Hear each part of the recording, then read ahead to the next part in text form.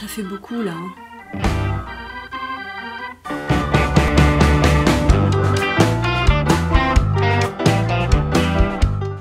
Bonjour, gros dossier aujourd'hui. J'avoue que j'étais un petit peu embêtée quand je me suis aperçue qu'il fallait que je vous parle d'un livre qui était en fait le 12e d'une saga. Oui, parce que comment parler d'un livre sans trop spoiler alors qu'il y en a 11 avant et 3 après. En fait, j'ai trouvé la solution. Je vais vous parler brièvement de tous les livres d'avant.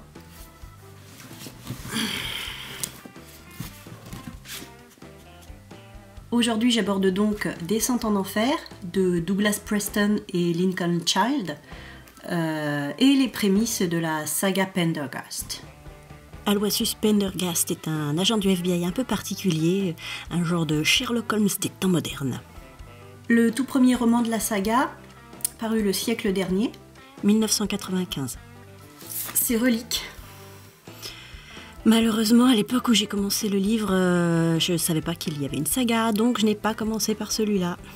C'est un roman aux allures fantastico-thriller qui se passe dans un muséum d'histoire naturelle, et c'est là qu'on rencontre donc les deux personnages principaux, l'inspecteur Pendergast du FBI et le lieutenant, mais en fait dans celui-là, je ne sais pas s'il était déjà lieutenant, d'Agosta. Alors ce livre-là, on va l'appeler Pendergast au musée. Il y a d'ailleurs eu un film adapté de ce roman. Pas très bon d'ailleurs le film. Ensuite, Le Grenier des Enfers, 1997, qui se passe dans les égouts de la ville. Pendergast dans les égouts. La Chambre des Curiosités, 2002. Alors c'est celui-là que j'ai lu en premier parce que ça parlait d'Edgar Poe. D'ailleurs, un reproche qu'on peut faire dans les livres, c'est que c'est pas explicitement dit que c'est une suite, qu'il y a celui-là, tel titre avant. C'est un peu ballot. Où on découvre un ossuaire d'adolescent. Et c'est là que le personnage de Constance Green apparaît. On va l'appeler Pendergast à la maison. Les Croassements de la nuit, 2003. Ou Les chouettes vacances de Pendergast. Chouettes vacances, faut le dire vite, hein. Il y a comme d'habitude des meurtres assez horribles. Et c'est là que Pendergast rencontre Corey Swenson, qu'on retrouvera plus tard dans d'autres histoires. Ensuite, on aborde la trilogie Diogène. Alors Diogène, c'est le frère de Pendergast. Avec Le violon du diable, 2004. Pendergast en Italie. Danse de mort, 2005. Pendergast et son frère. Et Le livre des trépassés, 2006. Eh, ça a l'air gai tout ça. Mes titres ils sont quand même un peu plus joyeux. Hein. Donc pour celui-là, Pendergast égyptologue. Oui, les titres résument bien la teneur des romans. Donc dans cette trilogie-là, on suit les aventures de Pendergast et de son meilleur ennemi, Diogène, un peu le Moriarty de Sherlock Holmes. Après, on a Croisière maudite, 2007. Ou Pendergast au Tibet. Ça fait un peu Tintin, ça. Alors ensuite, Valse macabre, 2009. Qui est une histoire de zombies. Oui, on est toujours un petit peu dans le thème fantastique, au gore, thriller dans cette saga. Donc là, je vais dire Pendergast chez les zombies. Vient ensuite la trilogie Hélène, la femme de Pendergast. Avec Fièvre mutante, 2010. Pendergast en safari. Vengeance à froid, 2011.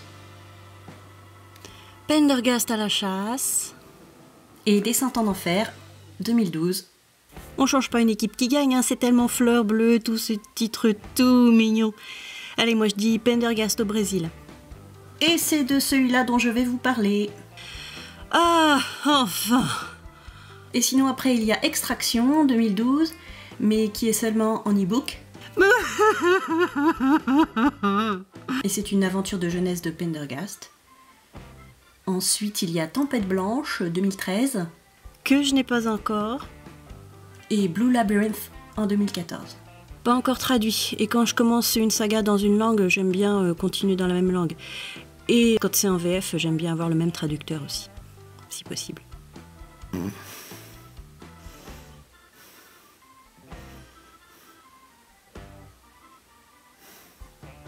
Hé, t'as pas parlé du livre?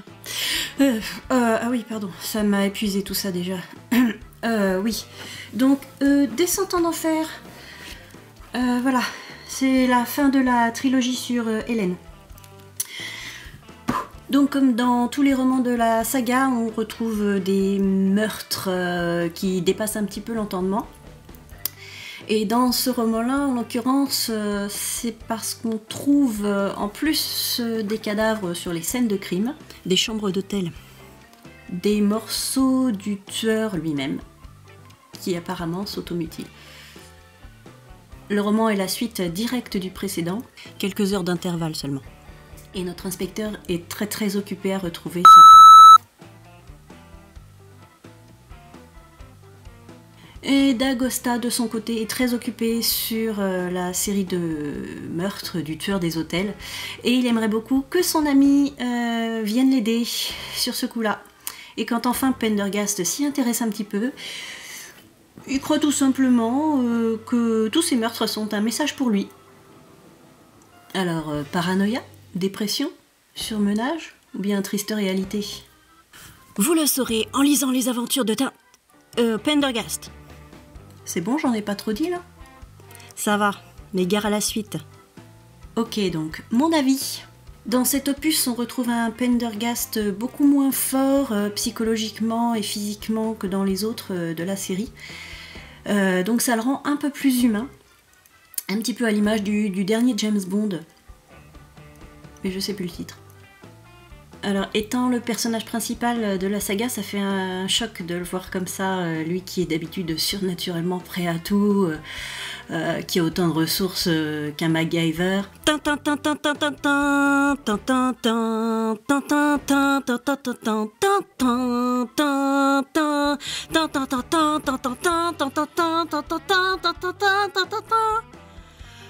Ok.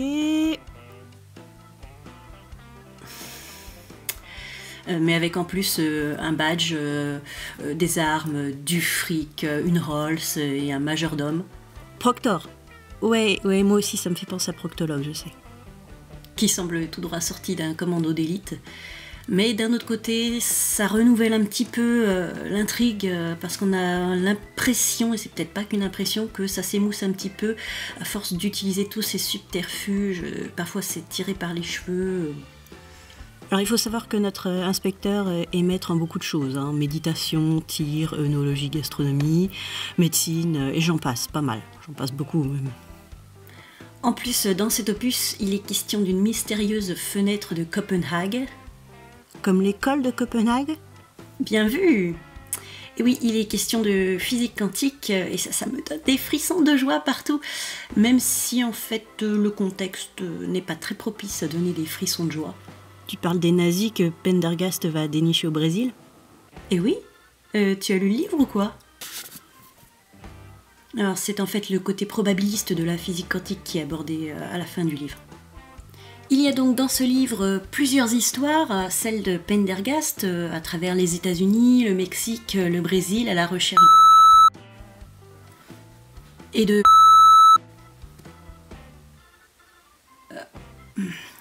celle de D'Agosta qui poursuit, qui fait des recherches sur le tueur des hôtels. Il y a aussi la suite de l'aventure de Cory Swanson qui a cambriolé des nazis dans le roman précédent. Et enfin le périple du docteur Felder, un psychologue qui fait des recherches sur son ex-patiente Constance Green, la pupille de Pendergast. Je suis pas sûre que tout le monde ait suivi là. Eh bien au pire, vous pourrez re-regarder la vidéo et lire les livres. Voilà, donc en gros, c'est très fourni et on s'ennuie pas. Il y a néanmoins des moments où on se dit là c'est un peu tiré par les cheveux, ou oh, c'est raccourci quand même, ou là il a eu du bol. Ah oui, justement, il y a un passage qui me fait penser au Temple du Soleil, la BD de Tintin, quand plus quelques dialogues assez moyens, mais rien de bien grave. Alors ce que j'aime particulièrement dans cette saga, c'est le côté réalité-science et thriller, gore, fantastique.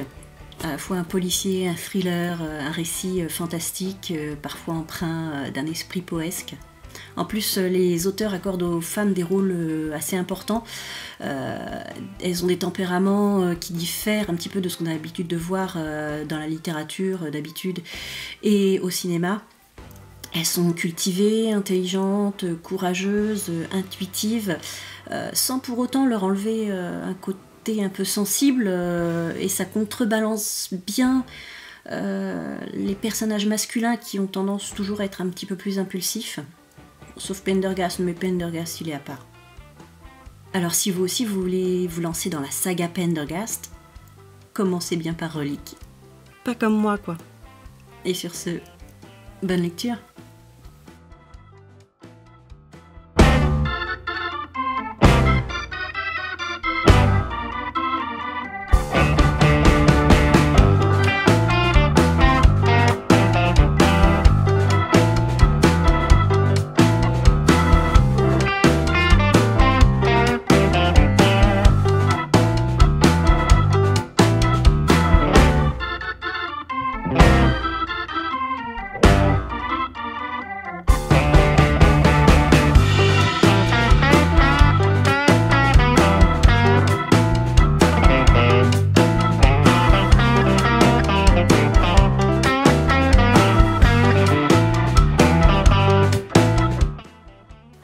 Ah, et si vous vous demandez pourquoi il y a un papillon sur la couverture, eh bien en fait c'est parce que...